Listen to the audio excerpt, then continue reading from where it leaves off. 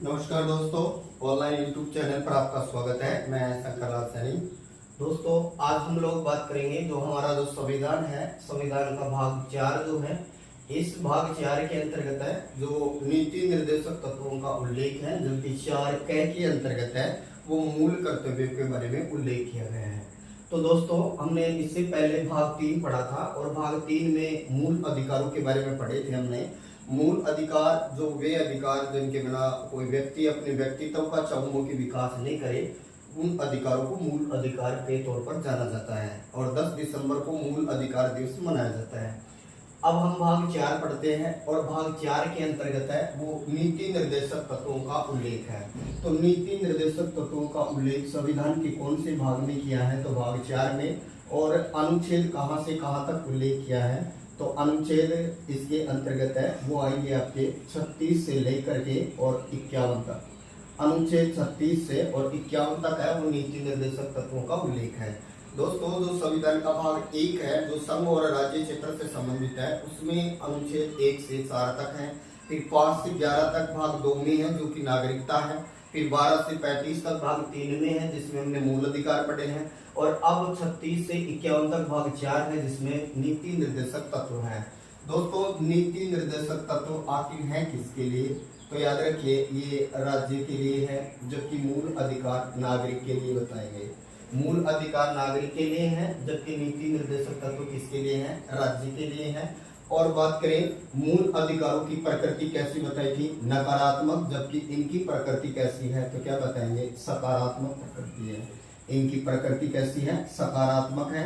अर्थात ये कह सकते हैं कि ये राज्य की जो कहें कि शक्तियों को बढ़ाते हैं, जबकि मूल अधिकार राज्य की शक्तियों को सीमित करते हैं, इसलिए उनको नकारात्मक और इनको क्या कहा है? सकारात्मक। मूल अधिकार नागरिक के लिए है और मूल अधिकारों का उद्देश्य राजनीतिक समानता बता सकते हैं, जबकि इनका जो मूल उद्देश्य जो है नीति निर्देशक तत्वों का, ये सामाजिक व आर्थिक प्रगति से है। सामाजिक व आर्थिक विकास से संबंधित माने जाते हैं। दोस्तों, मूल कर्तव्य ये कहे कि जो नीति निर्देशक तत्व है इन्हें सामाजिक और आर्थिक विकास के लिए जोड़ा गया है। ये राज्य के लिए है, ये राज्य की शक्तियों को बढ़ाते हैं, इसलिए इनकी प्रकृति कैसी है? सकारात्मक। दोस्तों, ये नीति निर्देशक तत्व आखिर लिए कहाँ से हैं? तो याद रखिए, ये आयरलैंड के संविधान से लिए गए हैं। तो नीति निर्देशक तत्व आयरलैंड से लिए हैं, जबकि मूल अधिकार हमने यूएसए से लिए हैं, जबकि दुनिया में मूल अधिकारों का जनक देश ब्रिटेन है। उसी तरह से बात करें तो नीति निर्देशक तत्व जिनका उल्लेख 36 से 51 तक भाग 4 में है, इनकी कहाँ से लिए हैं? तो ये आयरलैंड के संविधान से लिए गए हैं। तो बता सकते हैं इनका स्रोत क्या हो जाएगा? आयरलैंड। और दोस्तों, इनके लिए तेज बहादुर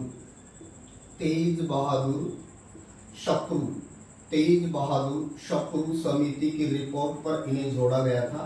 तो तेज बहादुर शत्रु समिति की रिपोर्ट पर संविधान के अंतर्गत है वो क्या जोड़ा गया?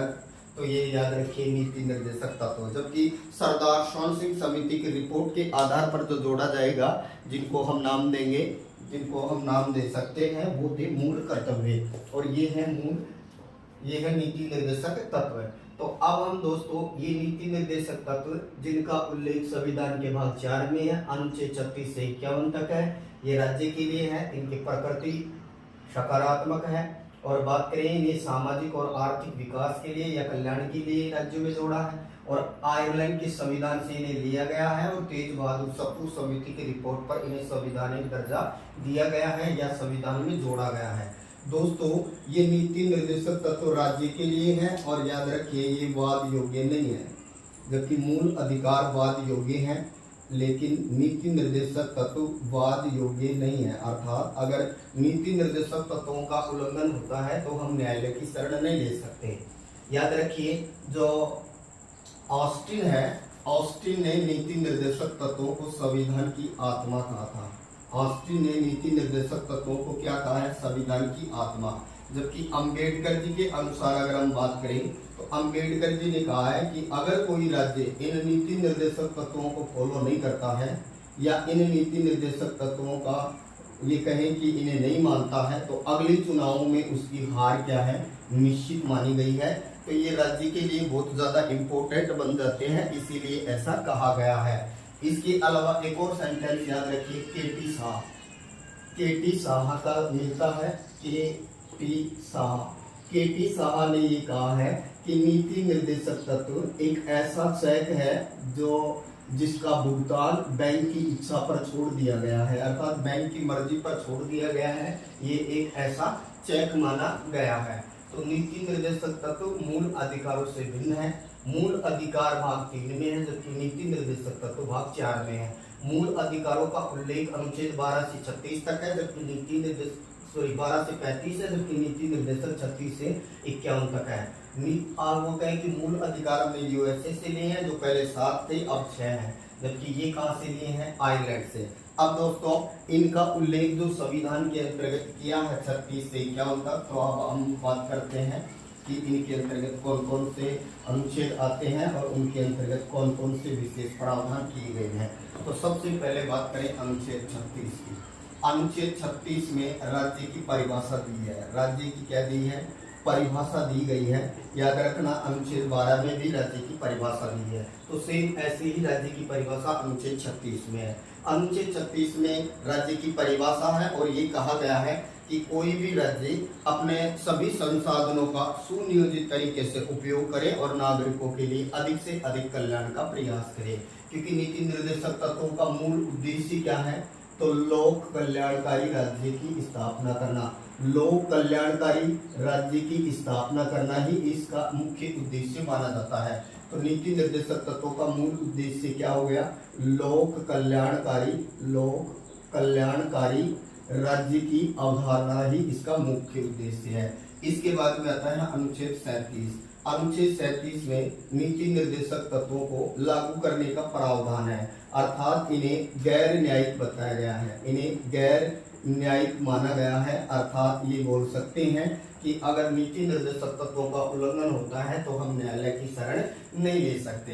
इसके बाद में आता है अनुच्छेद 38। अनुच्छेद 38 में कहा है कि राज्य अधिक से अधिक लोक कल्याण का मार्ग प्रशस्त करेगा, अर्थात अपना लोक कल्याणकारी जो नीति है इसको ज्यादा से ज्यादा फॉलो करेगा या ज्यादा से ज्यादा लोगों का कल्याण करेगा। इसके बाद में आता है अनुच्छेद 39। अनुच्छेद 39 में कहा गया है सम्मान कार्य के लिए सम्मान वेतन का प्रावधान किया गया है। सम्मान कार्य के लिए सम्मान वेतन का प्रावधान किया है, चाहे वो स्त्री हो या पुरुष। इसके बाद में अनुच्छेद 40 आता है जो महात्मा गांधी से इफेक्टेड था, और अनुच्छेद 40 में कहा गया कि राज्य, यहाँ राज्य से मतलब देश से है, कि राज्य स्थानीय स्वशासन को बढ़ावा देने का प्रयास करेगा, अर्थात ये गांधी जी से प्रभावित होकर जोड़ा गया है। और इसकी जो अवधारणा है वो है राम राज्य। तो राम राज्य की अवधारणा से संबंधित कौन सा अनुच्छेद है, तो ये है अनुच्छेद 40। इसमें कहा गया है कि राज्य पंचायती राज को बढ़ावा देने का प्रयास करेगा या स्थानीय शासन को बढ़ावा देने का प्रयास करेगा।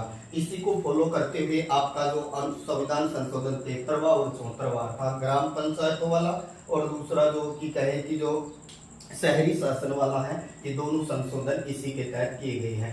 तो राज्य की परिभाषा 36 में है, लागू करने के नियम 37 में है, लोक कल्याणकारी राज्य की अवधारणा 38 में है, सम्मान कार्य के लिए सम्मान वेतन 39 में है। इसमें 39A और है एक, जिसके अंतर्गत जो है ये 39A है वो, जिसमें प्रावधान किया गया है निःशुल्क न्याय की व्यवस्था की गई है।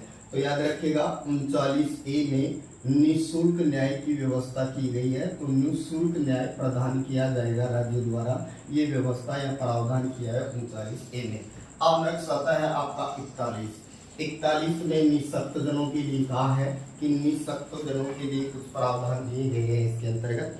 तो अब आपका अनुच्छेद 41 आता है काम यानी काम प्राप्ति का अधिकार। तो अनुच्छेद 41 रोजगार का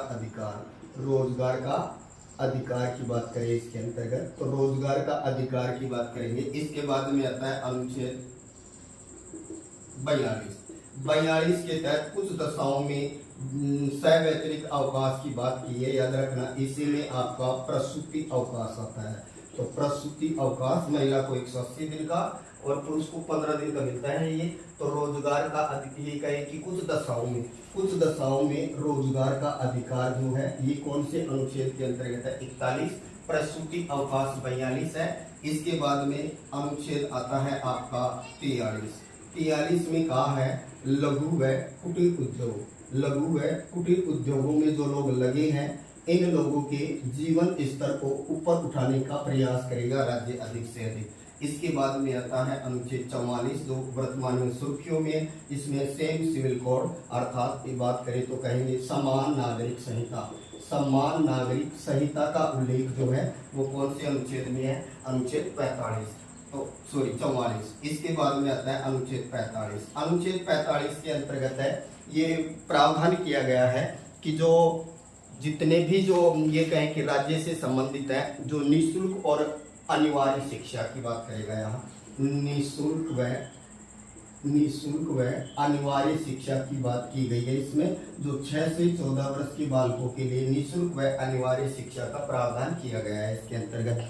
इसके बाद में आता है आपका नेक्स्ट अनुच्छेद आता है 46 और 46 के अंतर्गत है वो ST SC व OBC के यानी ST SC व OBC से संबंधित बात की गई है अर्थात इनके आरक्षण की बात की गई है।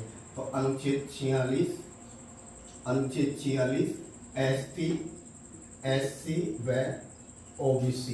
OBC के आरक्षण का प्रावधान या आरक्षण की बात की गई है इसके अंतर्गत। इसके बाद में आता है अनुच्छेद 47 पोषण स्तर को ऊपर उठाने के प्रयास के लिए कहता है। जो विद्यालयों में जो मिड डे मील वगैरह जो मिलता है ये इसी के तहत दिया जाता है क्योंकि ये नागरिकों के पोषण स्तर को उठाने की बात करता है। इसके बाद में आता है आपका अनुच्छेद 48 और अनुच्छेद 48 जो है ये कृषि और पशुपालन से संबंधित है। कृषि व पशुपालन से संबंधित है अर्थात राज्य कृषि व पशुपालन को बढ़ावा देने का प्रयास करेगा। इसी के तहत अनुच्छेद और जुड़ा है 48 क और 48 क में वन्य जीव फॉरेस्ट को बोल सकते हैं। वन व वन्य जीवों को संरक्षण की बात की गई है। इसमें वन्य जीवों को संरक्षण की बात की है अनुच्छेद 48 में। इसके बाद में नेक्स्ट आपका अनुच्छेद आता है 49 और 49 के अंतर्गत कहा गया है कि जितने भी पुरातात्विक महत्व की जो इमारतें हैं इन पुरातात्विक महत्व की इमारतों को राज्य है वो संरक्षण प्रदान करेगा। तो अनुच्छेद 49 पुरातात्विक महत्व की इमारतों को संरक्षण प्रदान करेगा। तो याद रखिए पुरातात्विक महत्व की इमारतों को संरक्षण प्रदान करेगा ये अनुच्छेद किसमें उल्लेख है? तो ये 49 में है। इसके बाद में आता है अनुच्छेद 50। इसमें जो कहा गया है कि कार्यपालिका को न्यायपालिका से अलग किया गया है।